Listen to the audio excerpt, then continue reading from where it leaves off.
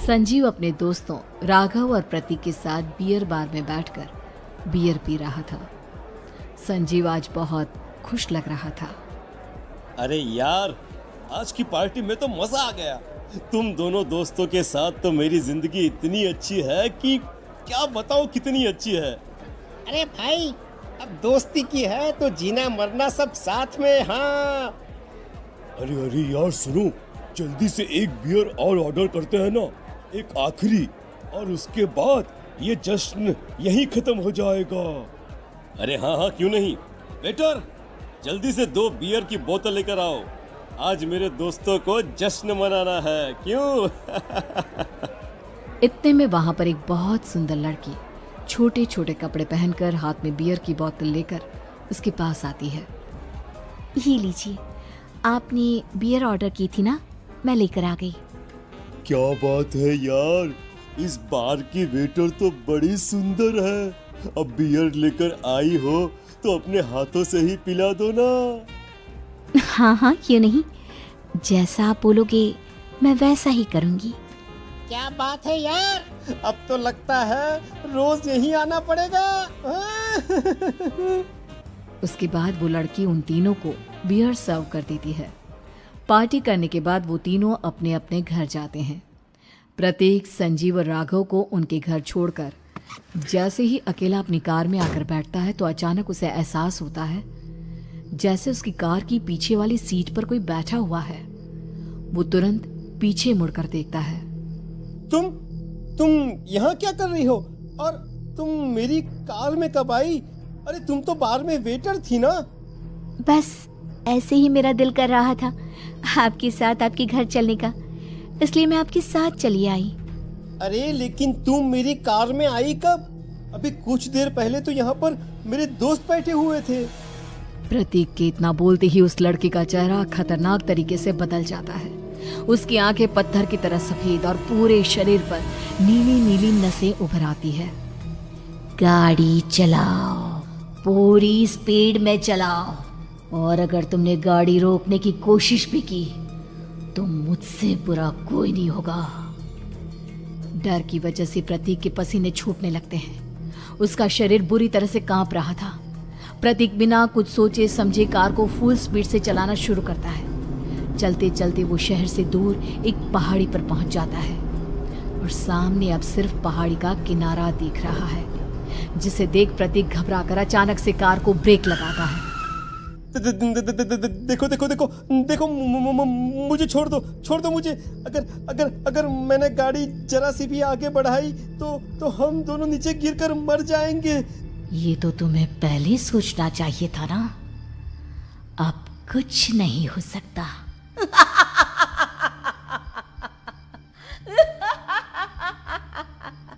छोड़ दो मुझे।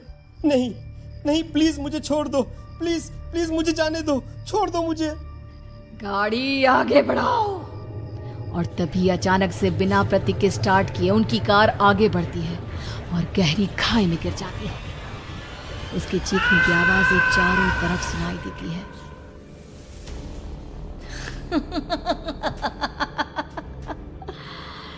तुझे मारकर मेरे कलेजे में जल रही आग को थोड़ी शांति तो मिल गई, लेकिन अभी ये कहानी खत्म नहीं हुई।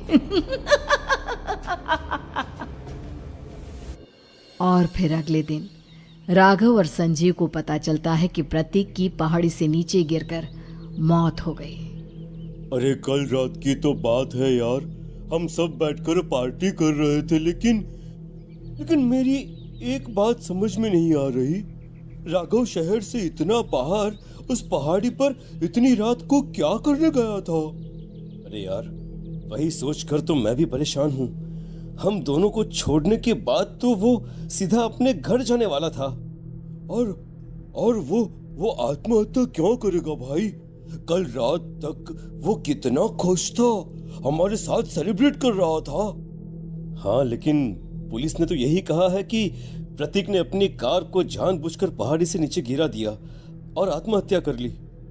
अरे यार संजीव, मेरी तो कुछ भी समझ में नहीं आ रहा है। चल ठीक है, अब मैं अपने घर जाता हूँ। Okay, bye. राघव अपने घर में अकेला था। दोपहर का वक्त था। तभी दरवाजे की घंटी बजी। कौन है? अरे 1 मिनट रुको, अभी आता हूँ। राघव ने जैसे ही दरवाजा खोला उसने देखा कि सामने एक बहुत खूबसूरत लड़की खड़ी हुई है। कौन है आप और यहाँ किससे मिलने आई हैं? देखिए ना, बाहर बारिश शुरू हो गई थी, मेरी गाड़ी खराब हो गई है। आपका घर नजर आया तो सोचा कुछ हेल्प ले लेती हूँ। क्यों नहीं, आइए ना, आइए आइए। मेरे कपड़े पूरे भीग चुके हैं, क्या आपके पास टॉवेल मिलेगा प्लीज? राघव अपने बाथरूम से एक टॉवेल लाकर उस लड़की को देता है। थैंक यू सो मच, अब मैं चलती हूँ। अरे इतनी क्या जल्दी है? आप चाहे तो बारिश रुकने तक यहाँ पर रुक सकती हैं। हाँ। लड़की ने पलटकर राघव की तरफ देखा। नहीं, मुझे जाना होगा, मेरा काम बाकी है। और वो वहां से चली गई। उस लड़की के जाने के बाद राघव अपने बाथरूम में नहाने के लिए गया और जैसे ही उसने बाथरूम में देखा तो उसका टॉवेल वहीं पर लटका हुआ था। उसने टॉवेल हाथ में लिया तो देखा कि उसका पूरा टॉवेल खून के धब्बों से सना हुआ है। अरे अरे ये क्या? ये टॉवेल तो मैंने उस लड़की को दे दिया था। ये वापस मेरे बाथरूम में कैसे आ गया? और इस पर ये खून के धब्बे कहां से आ गए? राघव ने आईने में देखा तो उसकी गर्दन पर एक बड़ा सा चाकू का कट लगा हुआ था जिससे खून बह रहा था, जिसे देख राघव के होश उड़ गए। हाँ, अरे ये क्या? मेरी गर्दन इतनी ज्यादा कटी हुई है और मुझे दर्द भी नहीं हो रहा है। ये क्या हो रहा है मेरे साथ?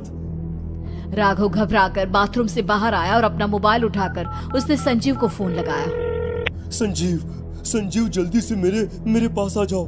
मुझे लगता है कुछ बहुत बड़ी गड़बड़ है, जल्दी आ जाओ। उधर से आवाज आई, लेकिन वो आवाज संजीव की नहीं बल्कि एक लड़की की थी।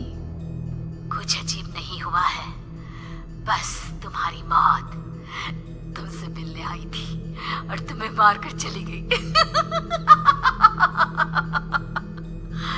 अब तुम इस दुनिया का हिस्सा नहीं हो राघव, इसलिए तुम्हें अपनी गर्दन के कटने का दर्द भी महसूस नहीं हो रहा।